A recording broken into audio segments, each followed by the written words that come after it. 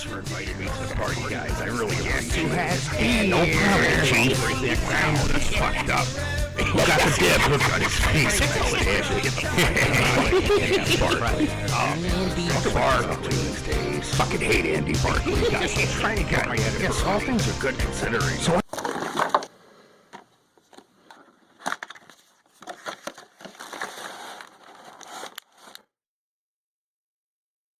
don't fuck with the one true Chuck.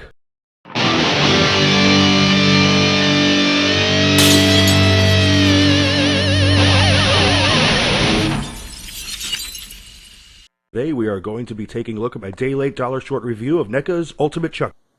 Getting these niggas like Chuck. I'm getting these niggas like Chuck. And taking a look at the box here, it comes beautifully displayed in this window packaging here that shows off the figure and all of its accessories.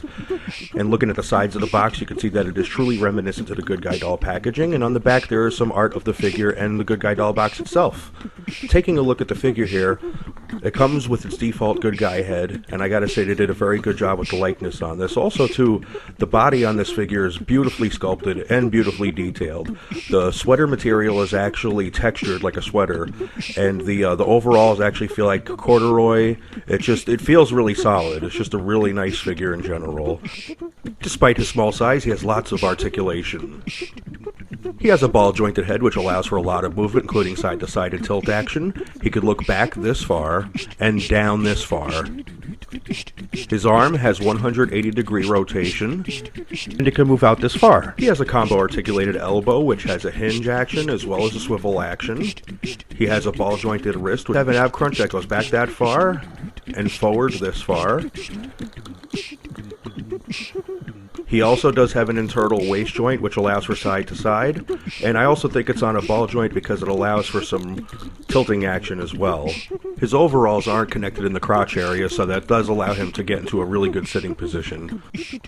This allows the leg to go this far forward and this far backward. You can get a little range out of that. Like the combo articulation elbow, it has a built-in swivel as well as this hinge.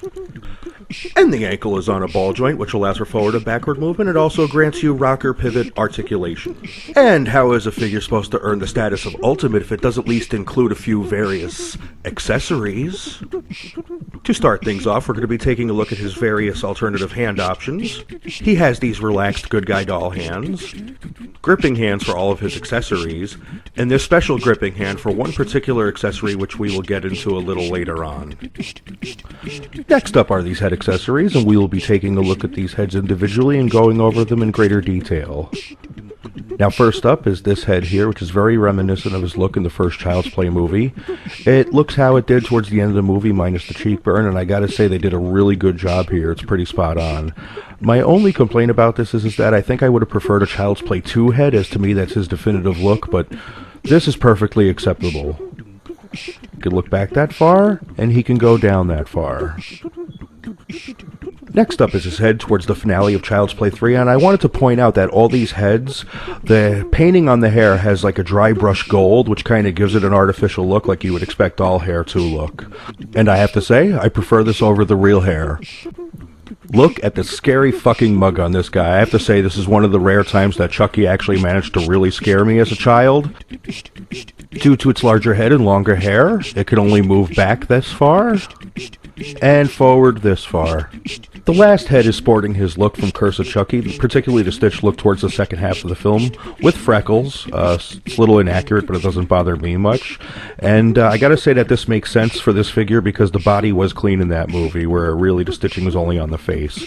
And the head can move back this far, and it can look down this far to look unkindly towards Neca. Next up, we have these weapon accessories, and there are a fucking shit ton of these. And I will be going over each of these weapon accessories as seen in order of appearance as they were in the movies.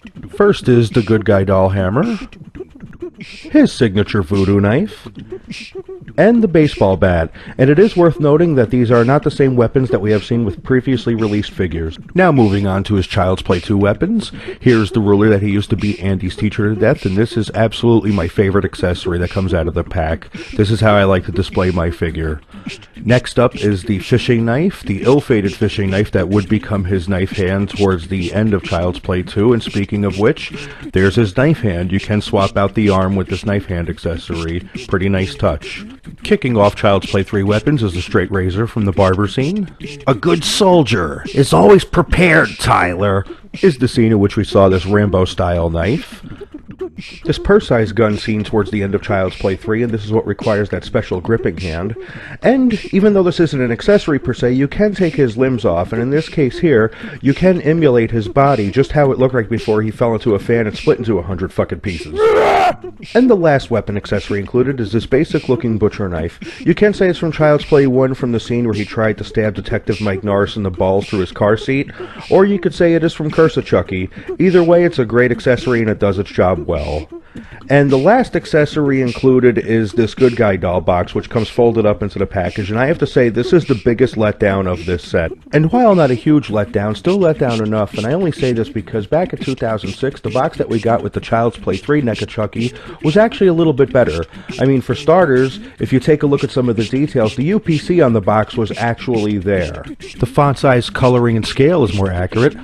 I did have to add my own window to the 2006 box, so I do give credit to Neca for including a plastic window for the box this time around.